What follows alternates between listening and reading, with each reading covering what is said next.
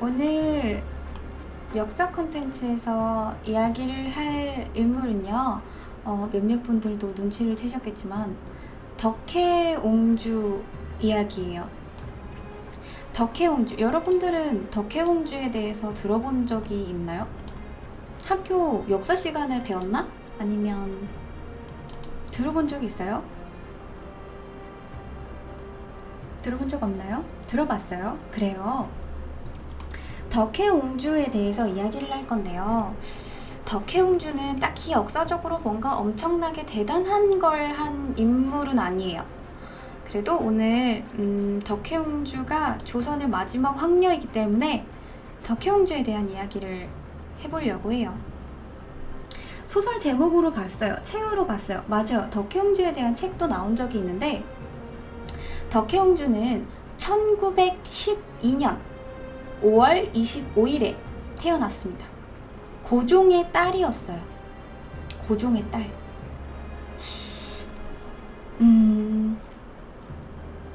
출산과 동시에 덕혜옹주의 어머니 양씨가 있어요. 양귀인이 되었는데요. 양씨가 복령이라는 당호를 하사를 받고, 덕혜옹주 역시 그냥 복령당 아기씨 정도로 불리고 있었어요. 고종은 당시에 구남 4녀의 자식을 뒀는데, 성인까지 살아남은 자식들은 3남 1녀밖에 안 돼요. 그리고 마지막으로 성인이 될 때까지 살아남았던 그 덕혜옹주, 그 덕혜옹주가 유일한 딸인 거죠. 유일한 딸이에요. 여기 사진을 보면 당시 덕혜옹주의 당의를 입은 모습이에요. 힘도 좋으셔. 그러게요. 덕혜옹주는 고종이 환갑 때 얻은 늦둥이에요. 그래서 고종이 정말 덕혜옹주를 엄청나게 이뻐했어요. 얼마나 이뻐했는지, 원래는 원래 자식을 낳으면 37일이라고 해서 37일 동안은 자식을 못 봐요. 37일 동안 금줄을 쳐두고, 여러분들 그 금줄 본 적 있죠? 막 그 드라마 같은 거 보면 금줄 쳐놓은 거 있잖아요. 막 새끼줄 같은 거에 막 숯이랑 고추랑 막 이런 거 막 끼워가지고 그 문 앞에 걸어두는 거 있잖아요. 그게 금줄이거든요. 그래서 원래는 그 금줄을 쳐놓고 37일 동안 못 봤어요, 자식을. 21일 동안 그 신생아의 면역력과 면역력이 떨어진 산모를 위해서 아무도 들일 수 없게 만들어놨어요. 부정한 귀신과 부정한 사람들의 출입을 막은 게 바로 금줄이에요. 그래서 원래는 21일 동안 자식을 못 보는 거였는데, 고종이 얼마나 덕혜옹주를 이뻐했는지 7일 만에 공주를 보러 찾아갑니다. 7일 만에 찾아갔고요. 그 사람들이 모두 다 볼 수 있었던 21일째 되는 날은 종친을 전부 다 불러가지고 우리 딸 봐라 이러면서 파티까지 열었어요. 사람들을 다 불러가지고 우리 딸이 이렇게 귀여워 하면서 잔치까지 열었을 정도로 엄청나게 덕혜옹주를 이뻐했어요. 원래 금줄 치면 아빠도 못 들어가요. 진짜 딸바보 클래스가 장난이 아니었어. 그리고 딸바보 수준이 어느 정도였냐면, 그 딸이 태어나고 2달 있다가 고종의 거처였던 함령전으로 아예 그냥 옮겨버립니다. 함령전으로 딸을 그냥 옮겨가지고 맨날 그냥 끼고 살아. 그리고 5살이 됐을 때, 5살이 되던 해에 무려 유치원을 만들어줍니다. 유치원을 보내는 게 아니라 유치원을 만들어버렸어. 덕수궁 안에 유치원을 설치했어요. 준명당이라는 데에다가 준명당에다가 유치원을 설치를 해놓고 직접 입학식까지 참석을 했어요. 그리고 덕혜옹주 혼자밖에 유치원에 없잖아. 그래서 우리 딸 외로울까봐 귀족이나 지인들의 약간 또래 딸내미 자식들 있죠. 그 자식들을 한 7, 8명 정도 불러가지고 친구들까지 같이 만들어서 유치원을 아예 그냥 만들어버린 거예요. 내 딸을 위해서. 이거 이게 뭐지? 잠깐만. 이상하게 떴네. 죄송합니다. 보면 이거 봐요. 이게 당시 유치원 때 사진이에요. 대단하지 않나요? 여기 딱 가운데 있죠? 여기 딱 가운데에 있는 얼굴 하얀 아가씨 있죠? 애기. 그 애기가 바로 덕혜옹주예요. 가운데에 있는 게 덕혜옹주예요. 그래서 또래 이 친구들 7, 8명까지 같이 해가지고 유치원을 만들어 놓고 또 얼마나 아꼈는지, 정말 얼마나 아꼈는지, 아까 공주가 있었던 데가 함령전이라고 했잖아요. 근데 유치원을 만든 데에는 중명당이에요. 근데 우리 궁궐 보면 꽤 넓잖아. 그죠? 꽤 넓은데 사실 함령전이랑 중명당은 그렇게 떨어져 있지 않아요. 그렇게 멀지 않아. 지금 사진을 보면 고작 150m 정도밖에 안 되는 거리거든요. 근데 그 150m 되는 거리를 가마를 끌고 가게 해요. 가마에다가 옆에 유모까지 대동하고 그냥 저렇게 150m를 안 걷도록 가마 없었으면 진짜 무슨 업고 다닐 기세야. 가마 해가지고 우리 딸내미 다리 안 아프게 가마 태워서 유치원에 보냅니다. 대단하죠? 그런데 고종이 이렇게 딸바보가 된 이유가 있어요. 딸바보가 된 이유는 성인까지 살아남았던 유일한 딸이었던 데다가 심지어 환갑에 얻은 누뚱이인데다가 상황을 보면 덕혜옹주가 유일한 낙이에요. 왜 덕혜옹주가 유일한 낙이었을까? 당시 고종은 헤이그 특사 때문에, 헤이그 특사 들어봤죠? 헤이그 특사 때문에 강제로 순종한테 황제위를 넘겨주고 상왕이 된 상태였어요. 그러니까 전왕, 살아있는 전왕이 된 상태였어요. 근데 여러분들 헤이그 특사를 들어보기는 했는데 헤이그 특사가 정확하게 뭔지는 기억 안 난다, 그죠? 1904년 2월에 러일 전쟁 이후에 일본은 한국을 계속해서 합병시키려고 노력을 했어요. 강제로. 그래서 대내외적으로 계속해서 활동을 벌이다가 1905년에 본격적으로 대한제국의 외교권에다가 이렇게 야금야금 탐을 내기 시작합니다. 이빨을 드러내기 시작해요. 그리고 그 해 1905년 11월에 고종 황제가 참석하지 않았던 어전 회의에서 그 이토 히로부미가 군대를 끌고 와서 궁을 장악해버려요. 궁을 다 포위해놓고, 왕이 없을 때 궁을 다 포위를 해놓고 군대로 이완용을 비롯해서 박재순, 이지용, 이근택, 권중현 이렇게 5명이서 을사오적이라고 불리거든요. 이 을사오적의 승인을 받아서 한국 정부의 동의만 얻으면 한국 주권을 침해할 수 있다라는 조약을 승인을 해버립니다. 이게 바로 대한제국의 외교권을 박탈당했던 을사늑약이라고 불려요. 맞아요. 을사늑약 맞아요. 왜 을사조약이라고 안 부르냐 하면요, 이거는 강제로 맺어진, 억지로 맺어진 조약이기 때문에 을사늑약이라고 불려요. 늑약이라는 말이 억지로 맺어진 조약이거든요. 그래서 을사조약, 을사늑약, 정식 명칭은 한일협상조약입니다. 그래서 이거를 맺어가지고 당시에 평범한 신학도였던 안중근 의사가 정미의병이 되어서 일본에 맞서 싸우기 시작했습니다. 이 사건 때문에요. 그리고 1907년에 강제로 황제 제위를 양위를 당하고요. 순종에게 황위를 물려주고 1910년에 강제 병합이 되면서 거의 덕수궁에 갇히다시피 했어요. 1910년에. 거의 덕수궁에 갇히다시피 했는데 심지어 바로 다음 해인 1911년에 자기가 사랑했던 여인이자 영친왕의 어머니인 엄귀비마저 장티푸스로 세상을 뜹니다. 그러니까 쉽게 말하면 당시 고종은 다 잃은 상태였어요. 왕위도 잃었죠. 사랑했던 여인도 죽었죠. 나라 뺏겼죠. 다 잃었어. 다 잃은 상태에서 마지막으로 남은 게 덕혜옹주였던 거야. 그 상실감을 느낄 때 한 줄기 빛처럼 덕혜옹주가 왔던 거예요. 그래서 고종이 그렇게 덕혜옹주를 이뻐했던 거야. 그런데 이 그렇게 고종이 아꼈던 덕혜옹주는 유치원 다닐 때까지 호적에 올리지를 못했어요. 그러니까 이 서류상엔 없는 사람이야, 덕혜옹주가. 왜 그랬을까? 왜 그랬을까? 당시 조선은 일본한테 나라를 뺏겼기 때문에 호적에 올리려 그러면 이 우리나라 왕실이 일본 황실에 속해 있는 데였어요. 속국이란 말이야. 그러니까 이 호적에 올리려 그러면 일본 총독의 그 승인이 필요했단 말이야. 일본 총독이 그래 애 낳았네, 너는 여기 황실 황력 땅땅땅 이렇게 해줘야지 호적에 올릴 수가 있었어. 근데 총독부에서 인가를 안 해주고 계속 알면서도 모르는 척해.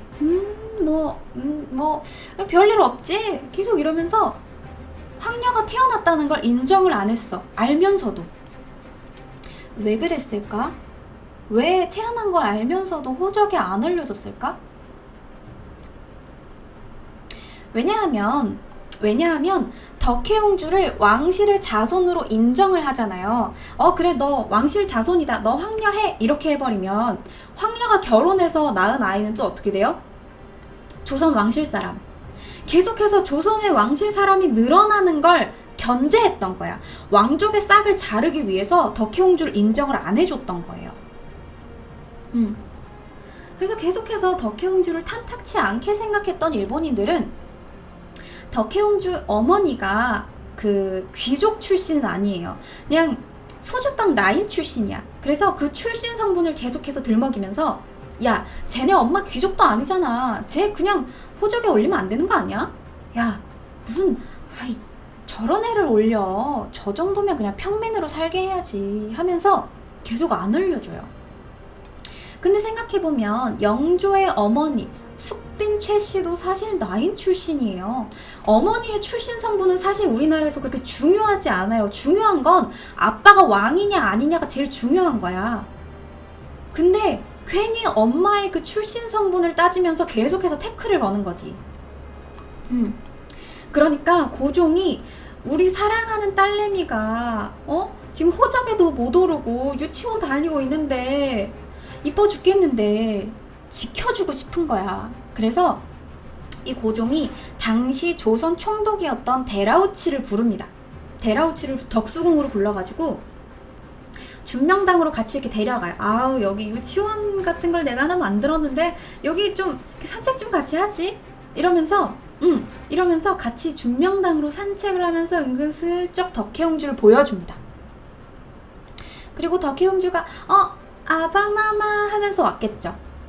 아바마마 하면서 왔겠죠. 그러니까 고종이 그제서야 인사를 시키면서 이 애가 내 고명딸이다 라고 공식 석상에서 발표하게 돼요. 그러니까 대라우치는 한 방 먹은 거지. 인정 안 해주려고 했는데 굳이 데려와서 공식 석상에서 인사시켰는데도 그거 호적에 안 올리면 어떡해. 그래도 얘네 왕인데. 그래서 겨우겨우 왕족 신분으로 인정을 받게 됩니다. 하지만 이것이 불행의 서막이었으니 고종은 당시 굉장히 아꼈던 덕혜옹주를 영친왕처럼 일본에 볼모로 보내거나 아니면 일본인이랑 정략 결혼을 할까봐, 우리 사랑하는 딸내미가 정략 결혼할까봐 자기의 시종이었던 김황진의 조카 김장한이라는 사람하고 정략 결혼을 시키려고 했어. 아주 어렸을 때부터, 10살도 안 됐을 때부터. 조선인하고 결혼시키면 얘가 그래도 일본에 좀 간섭을 덜 받지 않을까 했던 거죠. 그래서 정략 결혼을 시키려고 비밀리에 약혼 이야기가 야금야금 오가는데 일본이 그걸 눈치챘어. 일본이 그걸 눈치채고 그 시종을 잘라버립니다. 그래서 그 시종은 내쫓기고 정략 결혼은 실패로 돌아가게 돼요. 그리고 바로 다음 해 1919년 고종이 승하합니다. 사인은 뇌출혈이래요. 그런데 당시 기록에 따르면요, 당시 기록에 따르면 이 황제의 팔다리가 1일 만에, 하루 이틀 만에 엄청나게 부풀어 올랐대요. 부패가 엄청 빨랐던 거야. 그래서 그렇게 통이 넓은 한복 바지를 벗기기 위해서 얼마나 몸이 불었는지 그걸 벗길 수가 없어서 한복 바지를 다 잘라버렸대요. 바지를 찢어야 될 정도로 엄청나게 황제의 몸이 부풀어 있었던 거죠. 그래서 독살설이 굉장히 유력하게 대두가 됐어. 사실 독살된 거 아니냐 하는 이야기가 돌았어요. 왜냐하면 덕혜옹주 정력 결혼시키려다가 실패하기도 했고 이것저것 좀 캥기는 게 있었겠지. 근데 너무나도 갑작스러웠고 당시 덕혜옹주의 결혼을 은밀하게 추진을 하고 있었던 때이기 때문에 더더욱 독살설이 유력해졌어.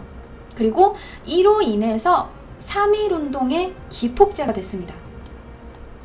고종황제의 붕어로 인해서 3.1운동의 기폭제가 되고 이후에 이 고종황제가 승하하면서 고종황제가 가장 관심이 있어 했던 거 누구? 덕혜옹주. 덕혜옹주한테 사람들이 전부 다 관심이 쏠렸어요. 전부 다 관심이 쏠렸어. 그래서 덕혜옹주의 모든 것이 신문에 실리기 시작합니다. 당시 신문을 보면 이게 덕혜옹주 관련된 기사예요. 한문이 있어서 좀 어렵나요? 아기씨는 덕혜로 명명. 아기씨가 덕혜로 명명됐다는 것까지 신문에 실리기 시작했어요. 덕혜옹주 현악, 학교에서 어떤 걸 받았는지, 체조, 창가 이런 것들에 대해서 굉장히 쾌활했고 성적 또한 양호했다라는 내용의 신문이 막 실려요. 지금으로 따지면 완전 연예인급이야, 연예인급. 이 일거수일투족이 계속해서 신문에 실려. 그러니까 사람들이 전부 다 덕혜옹주를 주목하고 있었던 거지. 그래서 완전 덕혜옹주가 왕실의 아이콘이 돼버린 거예요. 그러니까 덕혜옹주를 견제해야겠죠. 아니 왕실을 지금 이 대를 끊어버려야 되는데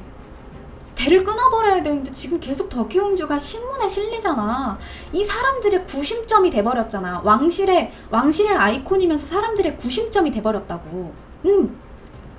그러니까 이 일본이 당시 덕혜옹주의 오빠였던 영친왕처럼 14살이 되던 해에 이 덕혜옹주를 유학이라는 명목하에 강제로 일본으로 보내버렸어요.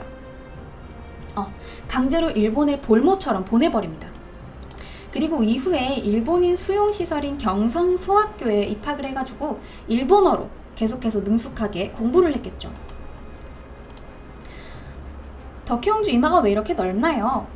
고종이랑 똑 닮았어요. 완전 고종 판박이에요. 고종 판박이. 고종이랑 똑같이 생겼어요. 근데 이 덕혜옹주가 14살이 되던 해 일본으로 보내졌잖아. 근데 덕혜옹주가 8살 때 고종황제가 돌아가셨어요. 근데 소문은 뭐라고 나요? 고종황제 독살되셨대요. 어디에? 일본 때문에. 일본한테 독살됐대요 라는 이야기가 계속해서 퍼집니다. 커피 안에 독을 넣었대요, 식혜 안에 독을 넣었대요 하는 말이 계속해서 일파만파 퍼진 거야. 그게 8살이었던 덕혜옹주 귀에까지 들어간 거지. 근데 우리 아빠를 독살시켰던 그 일본한테 와 있으니까 이 덕혜옹주 얼마나 무서웠겠어요. 황제였던 우리 아빠를 죽일 정도면 나도 금방 죽일 수 있지 않겠어요? 얼마나 무서웠겠어. 고작 14살 중1짜리가.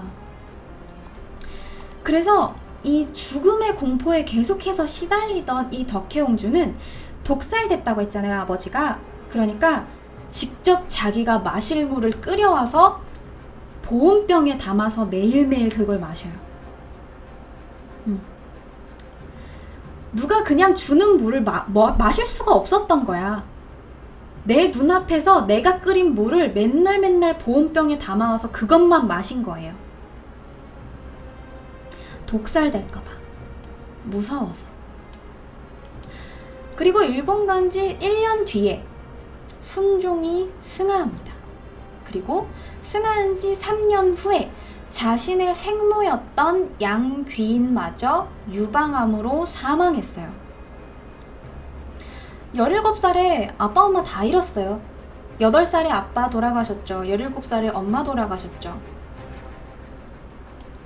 엄청나게 멘붕이 왔겠죠. 덕혜옹주는. 정말 안타깝죠. 그런데 이 멘붕이 올 시기에 일본이 심지어 어떻게 했냐면 상복을 못 입게 했어. 자기 엄마를 추모할 수가 없게 만들어놨어. 왜요?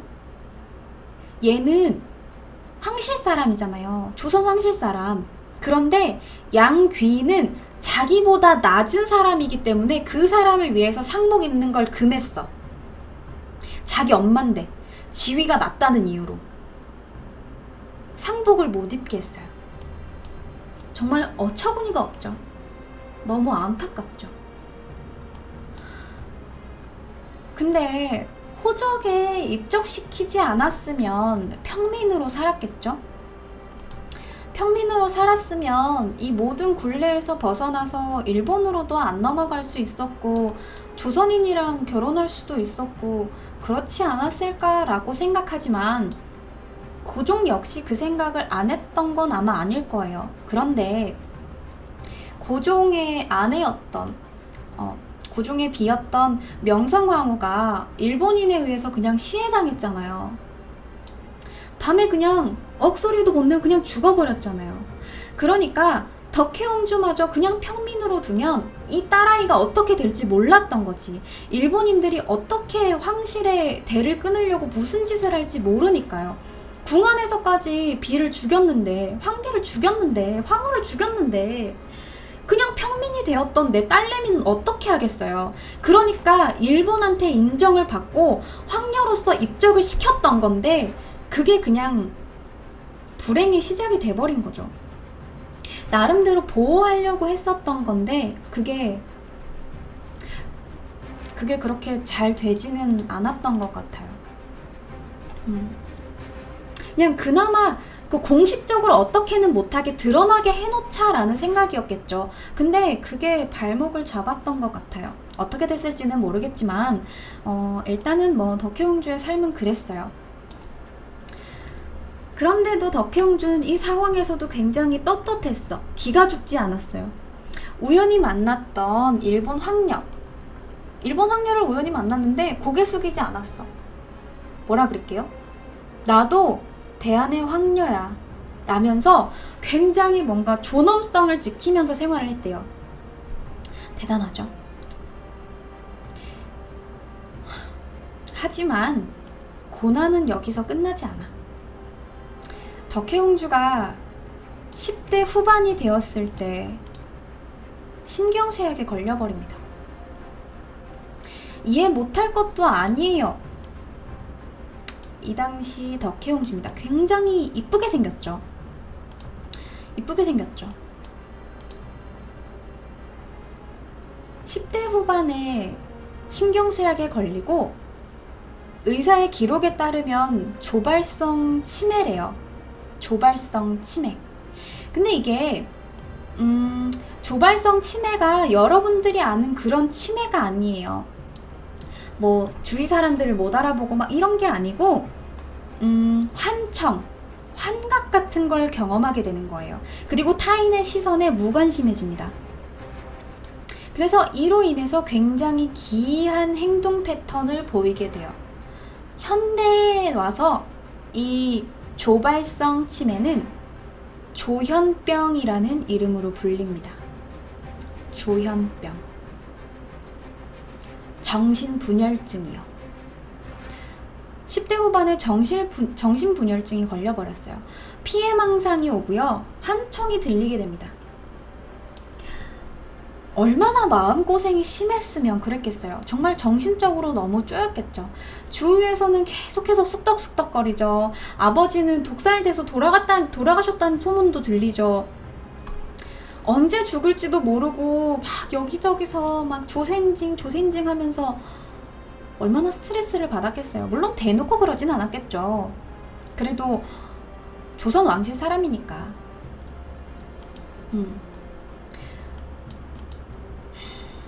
그래서 신경쇠약이 조현병으로 이어졌을 것 같아요. 근데 그러던 와중에 덕혜옹주가 정략 결혼을 하게 됩니다. 정략 결혼. 아니 근데 조현병 걸린 사람이 어떻게 결혼을 해요? 어떻게 결혼을 했죠?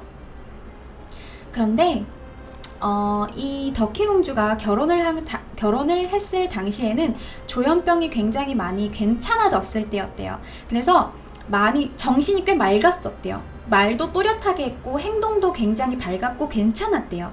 그래서 그 틈을 타서 일시적인 호전을 틈타 정략 결혼을 했어요. 정략 결혼의 대상은 대마도의 백작인 사람이었어요. 소 다케우치라는 사람이었습니다. 당시 결혼 사진이에요. 소 다케우치라는 사람이랑 정략 결혼을 하게 됐는데, 당시에는 이게 연애 결혼도 아니고 선을 보는 것도 아니니까 그냥 야 너 정략 결혼한대 라는 이야기만 듣게 된 거죠. 그런데 소문이 일파만파 막 커져. 소문이 뭐라고 도냐면, 야 그 사람 애꾸눈이래. 그 사람 절름발이인데다가 엄청나게 못생겼대. 키도 완전 작고 덕혜옹주 재산 노리고 결혼한 거래 라는 이야기가 계속해서 소문이 막 퍼져요. 그리고 이 소문을 들은 덕혜옹주는 너무 충격을 먹어서 3일 동안 밥을 끊었대요. 내 남편 될 사람이 추남인데다가 절름발이인데다가 애꾸눈인데다가 내 재산을 노리고 결혼한다는 소문을 듣고 3일 동안 곡기를 끊었는데, 실제로는 꽤 잘생겼죠? 실제로는 꽤 잘생긴 데다가 엘리트예요. 화가, 시인, 거기다가 동경대에 다닐 정도로 엘리트였어요. 엘리트였어요. 아니 근데 아까는 무슨 신분 차이 난다고 엄마 장례식장에서 상복도 못 입게 해놓고 무슨 이제 와가지고 왕녀를 백작이랑 결혼시켜? 어이가 없네. 그런데 이 당시에 내선일체를 노렸던 일본한테는 덕혜옹주는 반드시 일본인이랑 결혼을 시켜야 됐던 거죠. 그런데 결혼 후에 이 덕혜옹주는 혼자서 생활을 하다가 혼자 막 유모들이 막 나한테 다 해주고 다 맞춰주다가 갑자기 남편이 생기고 남편 때문에 막 사람들을 접대해야 되고 이런 일들을 이제 맡다 보니까 다시 조현병의 상태가 악화됐어요. 그래서 남편하고 사람들하고 이렇게 모여있는 응접실에 갑자기 나타나서 놀랬겠죠, 사람들이. 옹주님 안녕하세요 이렇게 인사했는데 아무 말도 안 하고 이러고 그냥 가버렸대요. 그 정도로 상태가 악화가 됐던 거죠. 아마 환청이 들렸었던 것 같아요.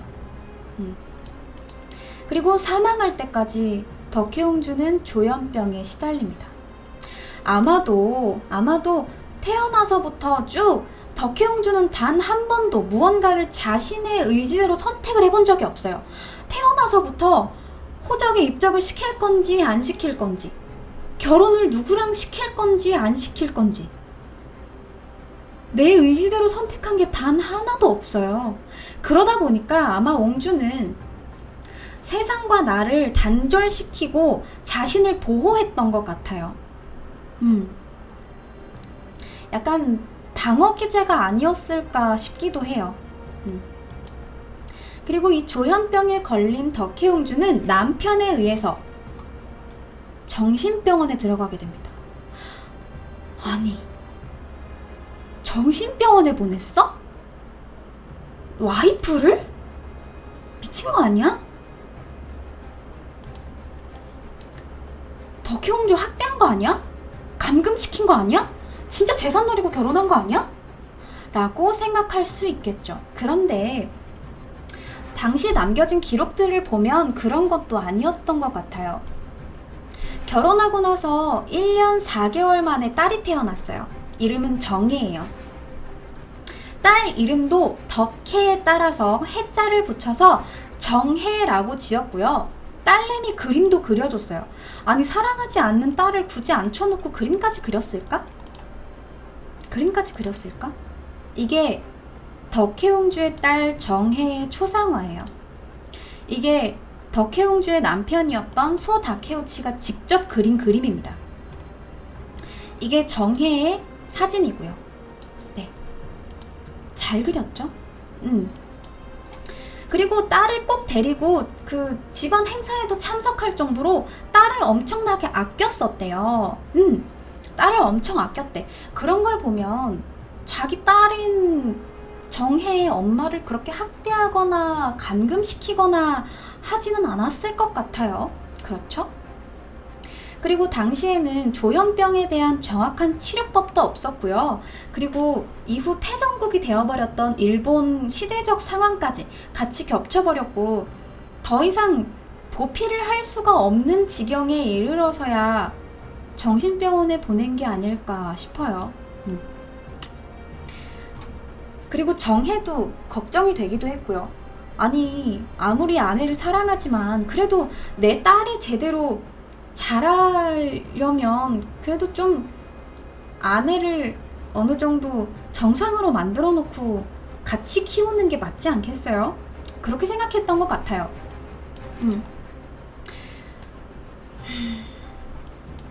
그리고 당시 소 다케우치가 덕혜옹주를 표현한 것처럼 쓴 시가 있어요. 읽어줄까요? 이거는 정확하게 덕혜옹주를 표현했다라는 건 아니에요. 하지만 시를 읽어줄게요. 시는 삼이시라 환상 속의 아내를 그리워하는 노래.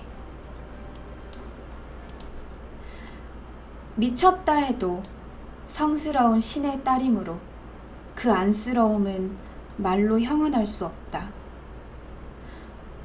혼을 잃어버린 사람의 병구안으로 잠깐 불과한 내 삶도 이제 끝나가려 한다. 하룻밤도 침실로 들이지 않고 꽃잎 같은 입술도 훔치지 않지만 아내라고 부를 것을 내게 허락해다오. 나이 먹지 않고 언제나 어린 아름다운 눈썹의 소녀여. 라고 시를 씁니다. 꽤나 애절해 보이죠? 안타까워했던 것 같아요. 왜냐하면 소 다케우치도 17살쯤 됐을 때 양친을 잃었거든요. 그리고 대마도의 백작이 되기 위해서 이 소 다케우치도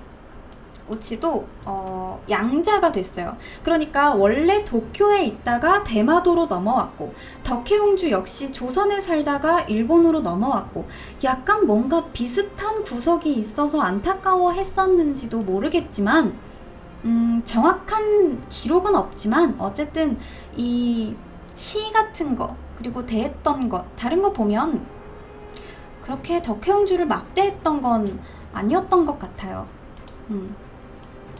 그리고 딸 정혜 역시 잘 키웠습니다. 일본인 이름 마사에라는 이름으로 컸는데요. 명문대인 와세다 대학에 영문과로 입학을 했고요. 대학 시절에 알게 된 영어 교사와 1955년 23살이 되던 해에 결혼합니다. 결혼했어요. 그리고 그 해 덕혜옹주는 영친왕과 소 다케우치의 합의로 인해서 자신도 모르게 이혼을 합니다. 본인이 이혼을 할 만큼 정신이 맑지 않았기 때문에 영친왕과 남편이었던 소 다케우치의 합의에 의해서 이혼해요. 이혼을 하고 소 다케우치는 바로 다음 해에 재혼을 합니다. 속을 잘 모르겠어요. 속을 잘 모르겠어. 사실 내가 이걸 조사하면서도 잘 모르겠어. 오빠예요. 영친왕 오빠예요. 그리고 이후 정혜는 행복하게 잘 살았습니다가 되면 참 좋았겠지만 결혼을 하고 1년 뒤에 그러니까 정혜가 결혼을 하고 1년 뒤에 갑자기 유서를 남기고 일본의 산에서 실종되어 버립니다. 자살을 하러 가겠다는 유서 한 장 남겨놓고 산에 들어가서 실종이 되어버렸어요.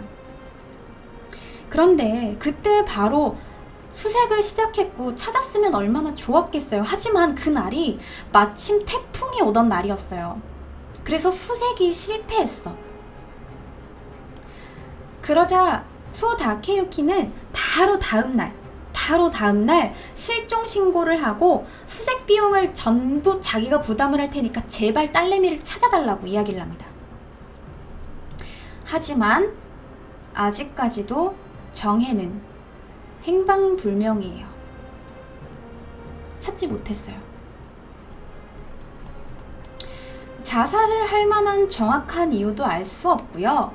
다케유키 역시 딸에 대해서 아무것도 묻지 말아달라고 이야기를 했어요. 정확한 건 아무도 알 수가 없어요. 일본이 계획을 했는지 본인이 정말 힘들었는지 뭔지는 잘 모르겠지만 그냥 그런 이야기는 넣어두고 어쨌든 정혜가 행방불명이 되었다는 거.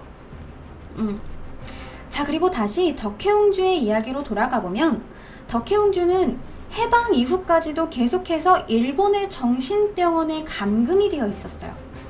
물론 그 시설이 꽤 좋았대요. 막 사람을 묶어놓거나 학대하거나 하진 않았지만 어쨌든 우리나라가 해방이 되었는데도 아직도 일본의 정신병원에 남아있어요. 왜 그랬을까요? 덕혜옹주의 딸이 정혜예요. 공주라고 부르지 않아요. 그냥 정혜예요. 덕혜옹주가 마지막 황녀고요. 정혜는 그냥 행방불명이 되어버렸어요.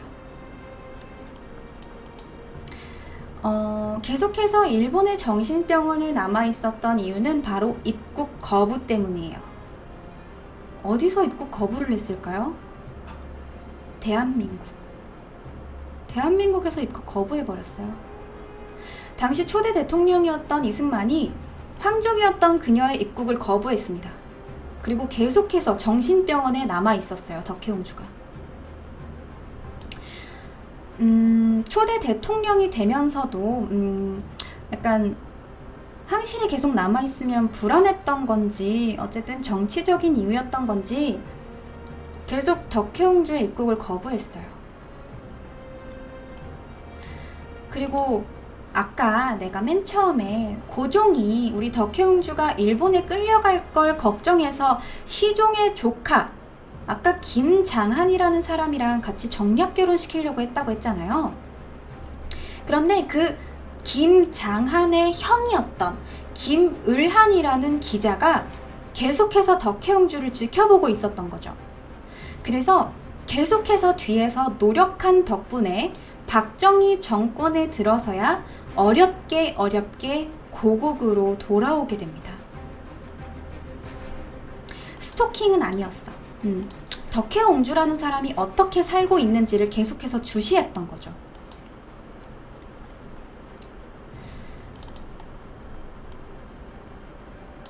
인생이 참 슬프죠. 하지만 고국에 돌아와서도 계속해서 조현병이라는 병세 때문에 서울대학병원에 입원을 해 있다가 당시 창덕궁 낙선제에서 삶을 보내게 됩니다. 그런데 그 낙선제 상궁들이 기록을 한 거에 따르면 낙선제에 와서도 계속해서 실종된 딸의 이름을 부르면서 찾아 헤맸다고 해요. 그러니까 아주 제정신은 아니었던 것 같아요. 그리고 말년에 덕혜옹주가 남겼다고 하는 글이 있는데요.